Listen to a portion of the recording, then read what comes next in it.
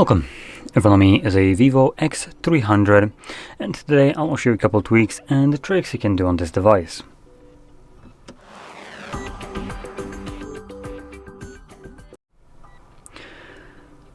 So let's start off by opening up our settings and first navigate to the first thing that I want to show. So I'm going to be going basically with the settings down the line that I found something interesting. So number one, we have the notifications and status bar. Now this seems like a very bland kind of place to look for tweaks, whatever.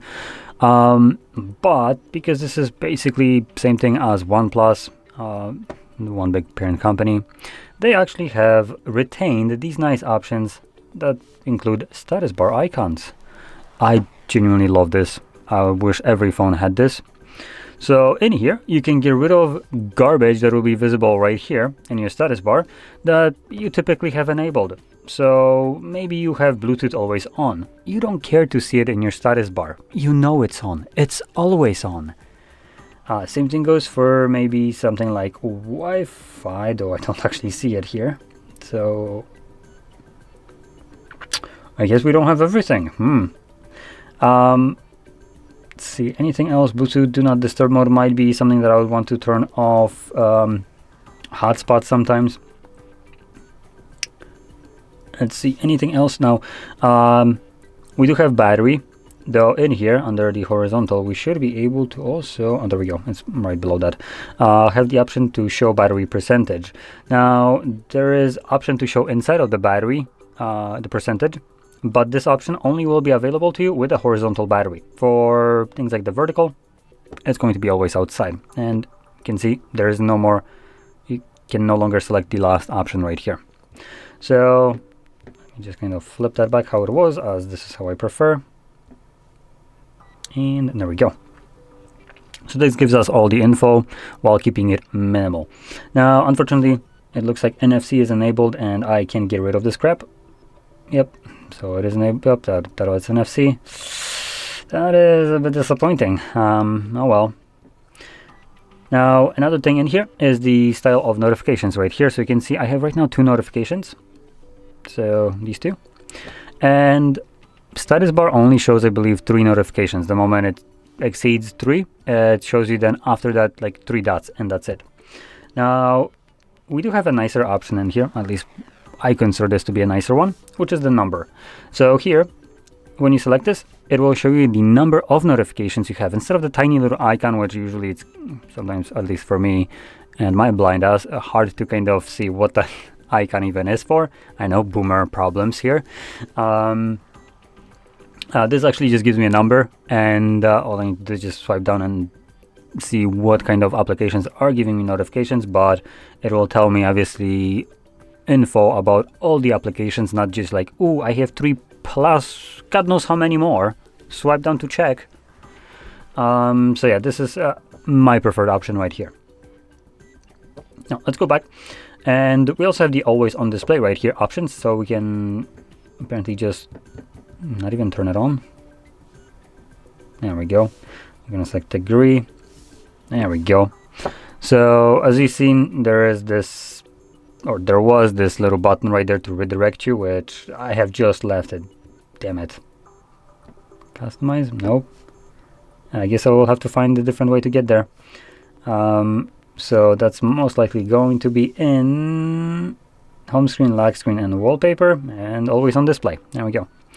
So you can enable it from here, and you can customize it. So more always on display settings, display mode, top screen, or raise to basically turn on the always on.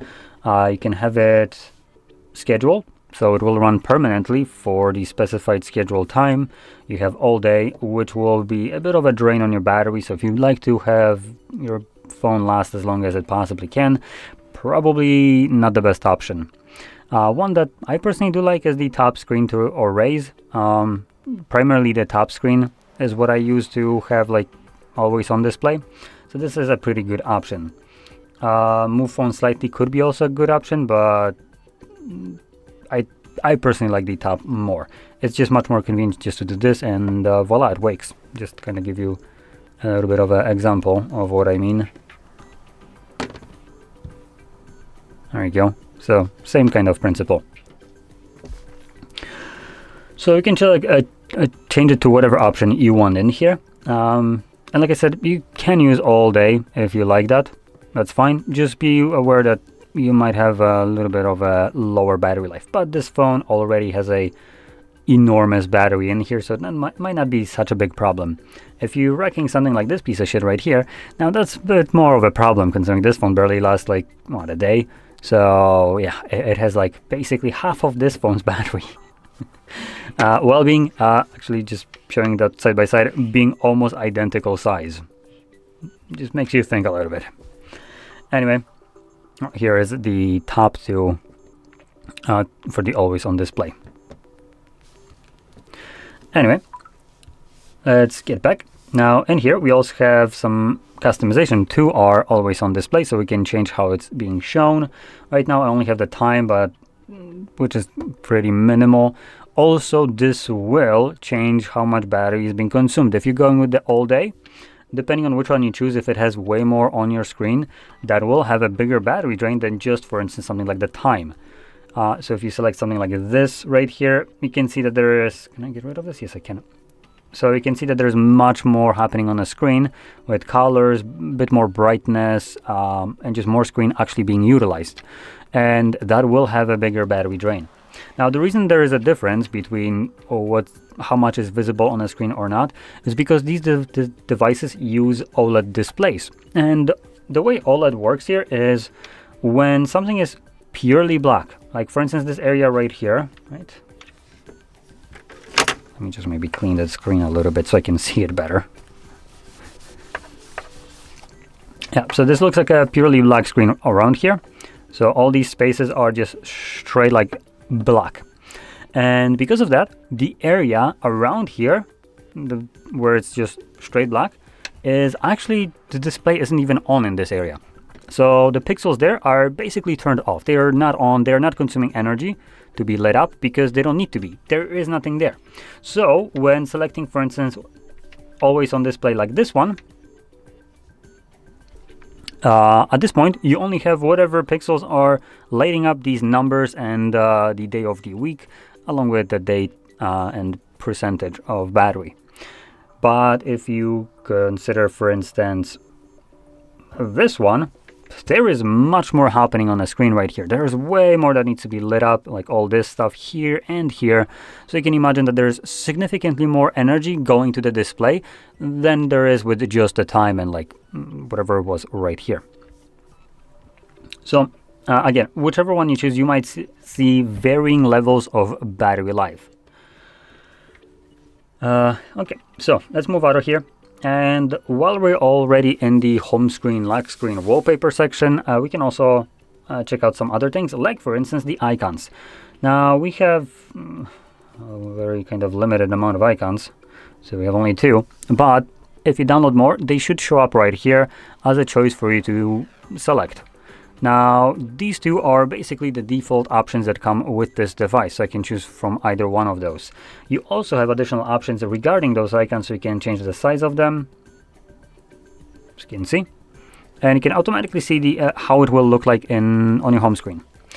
We have also the roundness, so you can have them fully like circle or squircles, basically. You actually can't have like 90-degree edges for some reason, but okay.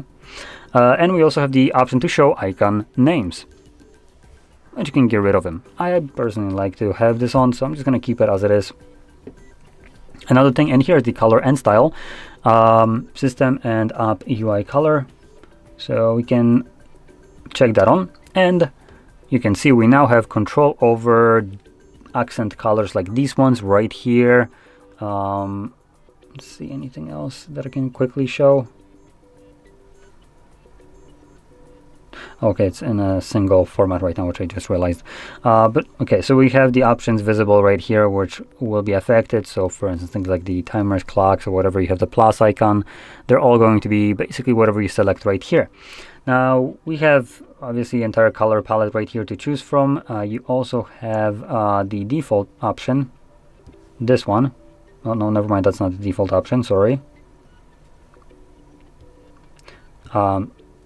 I just realized, give me a sec.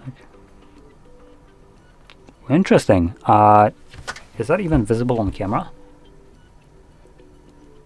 No, it's not. Okay, that is something that I'm going to point out that I just realized.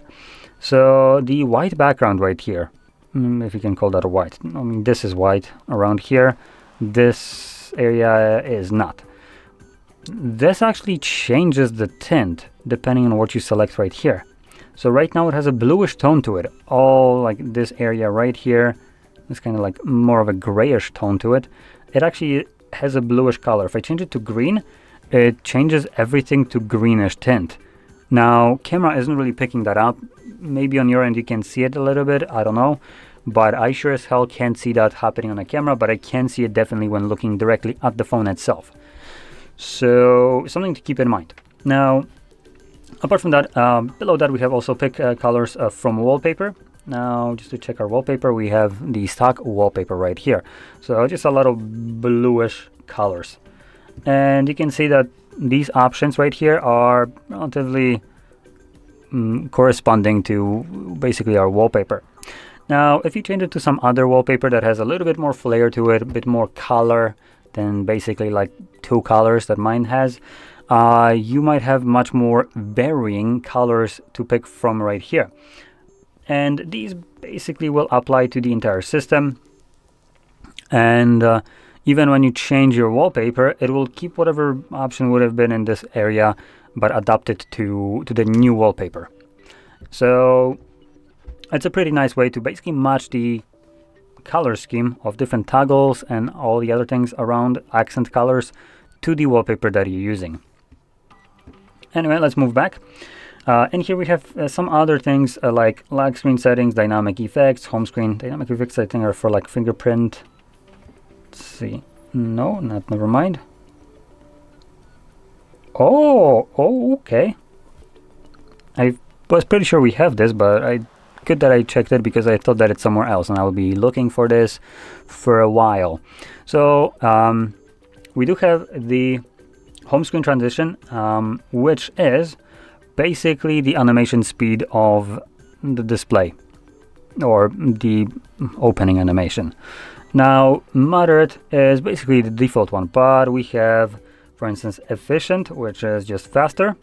And you can see automatically, this is also, I like this, the fact that they're giving you an animation of how it increases. So you can see if it's comfortable, it's much slower. If it's efficient, it's much faster. And you can also turn it off altogether if you want, and it just pops straight into view.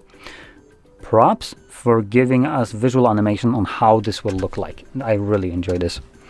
I do like to have animations, and I will give you... Okay, we need to select apply. There we go.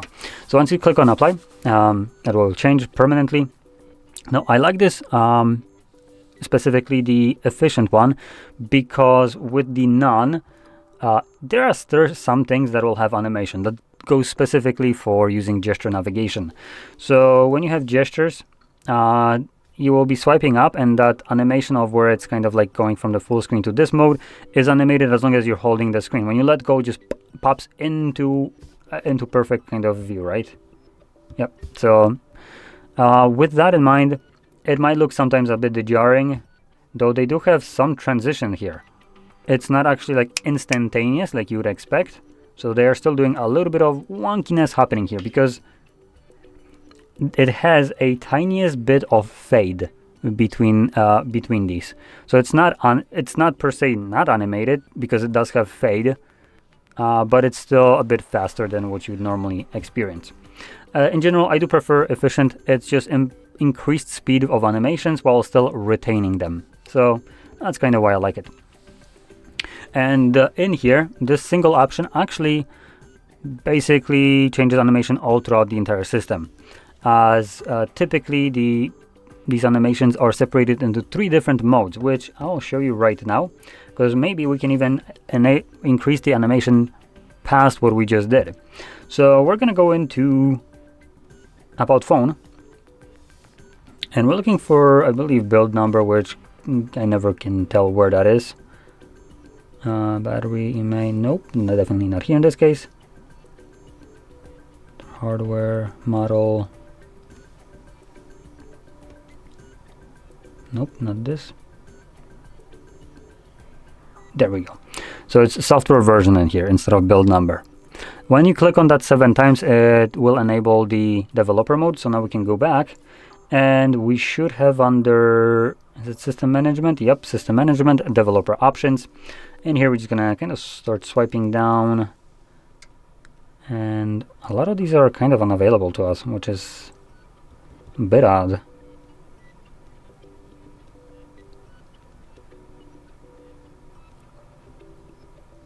Interesting. Oh, it's for some reason not enabled by default. That's kind of odd. Even more. Okay, so let's see if I can find it now.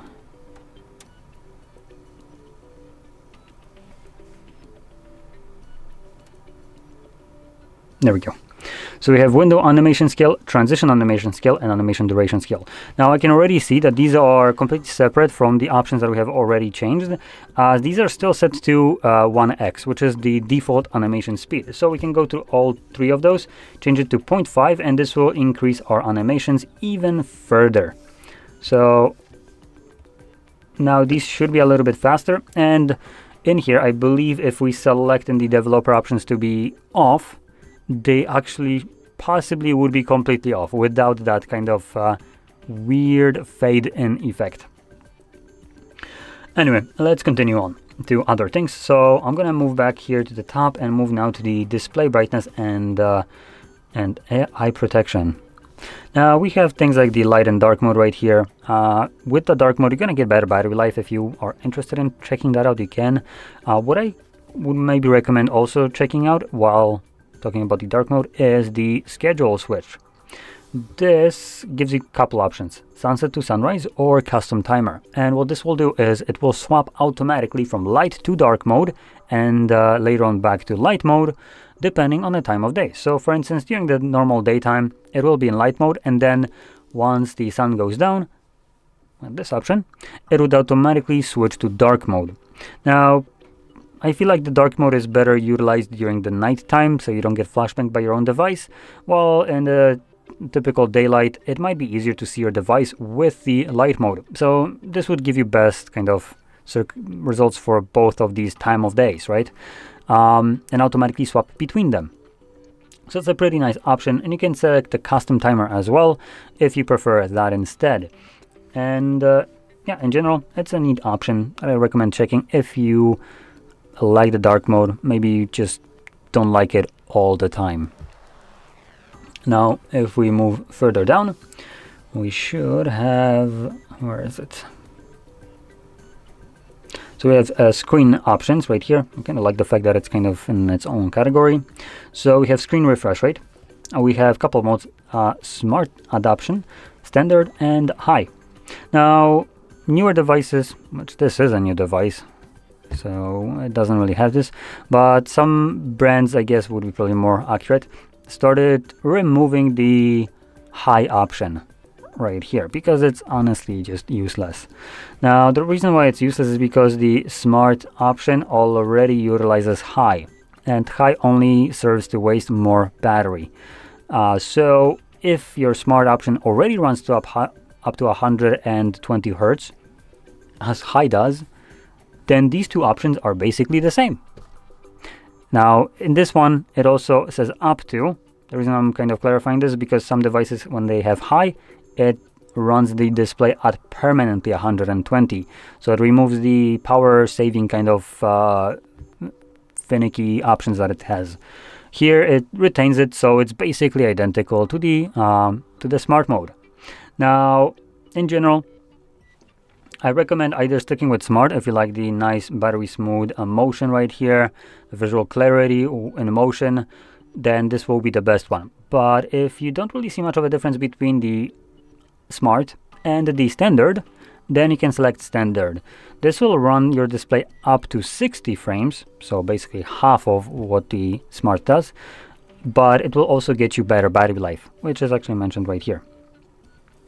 So I do see a difference, and I do prefer the smoother motion, so I'm going to stick with the smart one. But for people that don't see a difference, which probably most of the time will be more elderly people, I might be a boomer, but I ain't that old, so I do see a difference. And also gamer, so definitely do see a difference here. So yeah, I do like this option more, and I don't really care that much about battery consumption just because of this specific feature. I am willing to sacrifice on that one. So anyway, select whichever one you prefer. Now moving on, we also have the screen resolution right here. We have Ultra HD and we have also HD. Now this is a tiny device, and honestly the Ultra HD resolution right here, or 1440p basically, is kind of useless. I'm gonna switch it to high, 1080p. So this will get me better battery life, and I, for the love of God, can never tell a difference if I'm running this at higher or lower resolution. So the only time I ever am able to see a difference is with the 720p. Now that is a significantly smaller resolution. Between these ones, I do prefer the bigger or better battery life over the supposedly high refresh rate, which I cannot tell. And lastly, in here we have also screen color. Now this is purely preferential. You have the natural, where this sure shit doesn't look natural to me, but okay. We have professional and we have the bright being the oversaturated one, which technically natural already is, but holy shit, that is, wow. Okay, yeah, this, in comparison, sure, natural looks natural. Wow, that is a freakishly oversaturated display. Whew. Now, between these two, the professional and the natural, I can barely tell the slightest difference in yellow tones. Other than that, I just genuinely cannot see a difference. But I do definitely see this one. Like, holy shit, that is insane. Now, this is all preferential. You can select whichever one you want. You also have the option below to change your color temperature. So this defines the overall tint to every color, and you can select a static one, meaning, oh, you can see the effect right here. Now, typically, what you usually see is the warm or cold, which is either this kind of yellowish tones or the bluish tones with cold. The default one is basically smack in the middle of the wheel, trying to attempt to display whatever would be the whitest white color. For reading books, you might be more interested in the yellowish kind of tones, the warmer one. This just looks more appealing to the eye. And also during the nighttime, it's a little bit better than the bluish one. Bluish ones are usually just a bit more harsh and not as pleasant. But again, this is preferential. In certain cases, your device might also, let me quickly check. Nope, never mind, there's no option for that. No, or is it? Oh, there is. Okay. So we do have an option for this. So eye comfort and protection, you can see right here, it was a redirect from the bottom right here.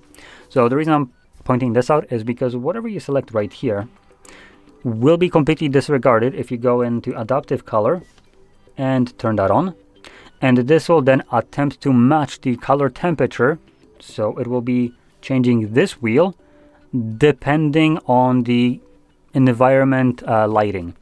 So if you're at, for instance, work with very kind of crappy fluorescent lights, which are bluish, your device will tend to the blue tones to match that lighting. So the display looks more similar to the environment that you're in, and everything else, like for instance paper, that would be in this light. And same thing goes, for instance, if you go outside, it would be most likely catering more towards the neutral, the middle ground, while for instance maybe if you're at home and you have lighting that is a little bit warmer, as people usually do, then obviously it will change to closer to the yellowish tones, and it will use the camera to basically define this and do it on the fly, so you don't need to pick one yourself right now. And in here we actually have decent amount of options. So we have anti-fatigue brightness,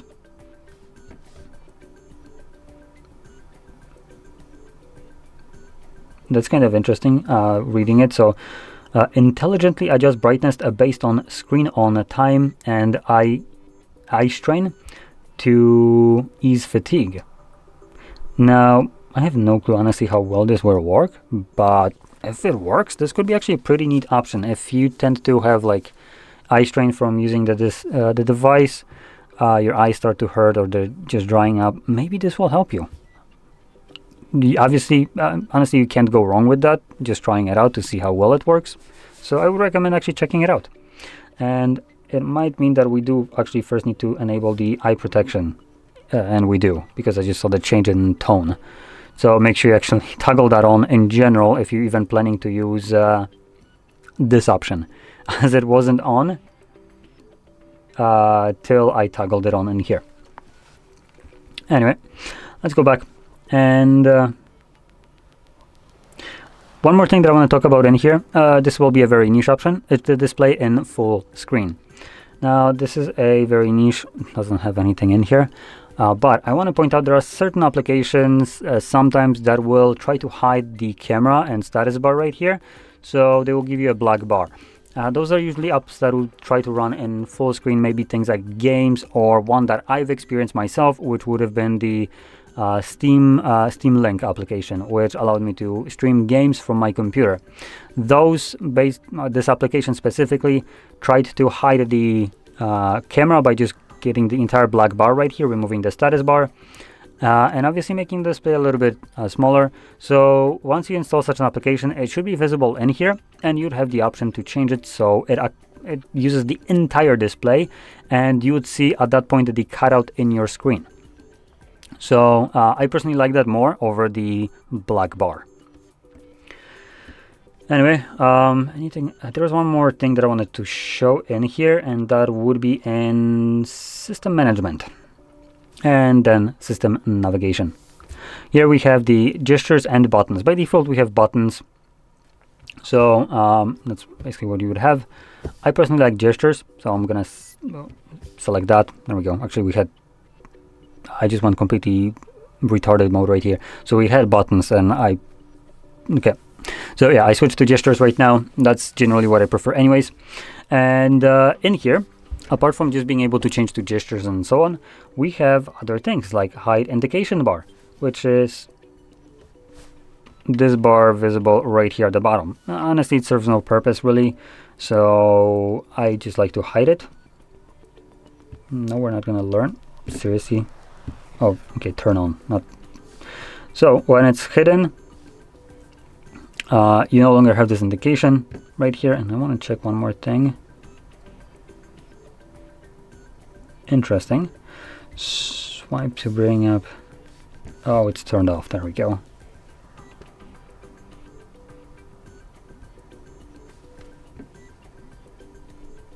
Huh? Oh, it's the corner one. Oh, there we go. There's a circle to search. Okay, so it works now. Screw off. Does it still work? No, it doesn't. Okay, so I was kind of fiddling with this just to kind of showcase or learn if you can have it hidden or not. And unfortunately you can't. So number one, there's actually another option in here that I do use myself, and I find it very useful. It's a very misleading option called circle to search, and it doesn't work by circling to search. It actually works by holding the either the home button with buttons. So you'd hold the circle right here, or by holding the bar at the bottom, and it enables the Google circle to search. So you'd be able to circle to search, but it also is able to do much more than just search. So as an example, you can invoke this in areas where you cannot select text, like this one right here. And as you've seen, you can literally tap on the text, you can select it from here, and it automatically will search for it. You can also click on things like images, and it will automatically detect that it's an image and try to search for it. If you have an internet, I don't. So it's a very handy tool. You can also do some other things, like for instance, open up camera, point it at, let's just say something like a keyboard. Actually, not. Let's do this. This one will be pretty good. So here's my phone. Cool. And point it at it. We're gonna hold the bar. So to enable circle to search, I'm gonna tap on the phone and get nothing again because I don't have internet. You know, let's turn it on.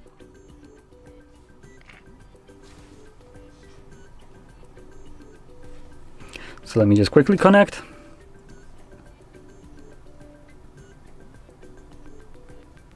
There we go.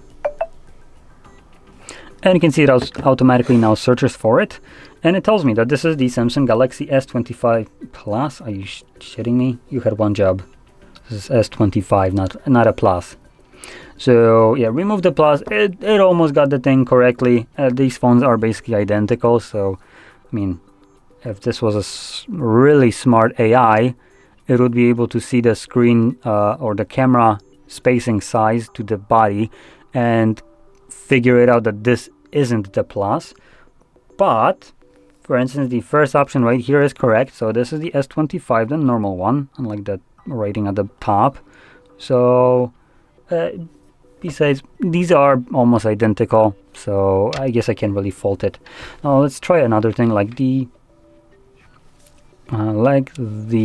keyboard that I have right here. So again, there we go.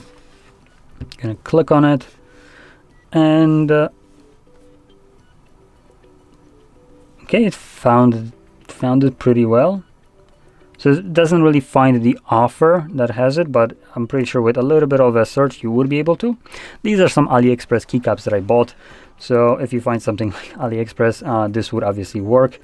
And you can probably find them also, as you can see, on Amazon right here. So it does give me a link to where I can get them, and also probably places where I can just find the link, like Reddit. So it works very well, and you can launch the camera for this as well. So just a little bit of a kind of a neat quick search, visual search that doesn't really, require you to use assistant and allow it access to camera. So yeah, pretty neat option right here. And like I mentioned, it only works when you hold it, and when you have circle to search enabled in here at the bottom, which looks to be turned off by default if I am correct. You also have the swipe to bring up digital assistant. Now this is kind of useless. There is a lot of different ways to bring up assistant, so we don't need a 10th way to do that, because we can do it by holding the power button, we can do it by swiping from the corner, we can do it by saying the phrase if you have that enabled, but it is an option. We can do that by literally clicking on a Gemini or clicking on the Google application, and they all do the same freaking thing. They all bring up the damn assistant. We can also use the little search bar right here to click on the little microphone, and it will also basically do the same thing, move us to Google, which also uses AI. So great, we can literally do AI in a bazillion different ways. Shit, if I could only reassign some of those to be actually useful for other things than Google trying to cram down my throat the same dog shit. Would be nice, but at last we can't. Though we can reassign how the power button works, so that's at least some brownie points here. Because by default, if you hold it, voila, you get this crap. So it uses Gemini, as you can see, Vivo with Google Gemini. Cool. We're just gonna actually, let's go back here. Can I bring it up? Yeah, damn it, I screwed it up. Because we can change that. So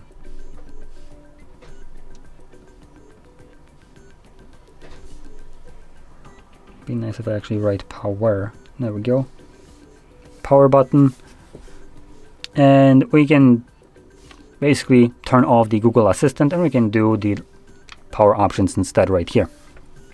So that's one thing that I can change right here.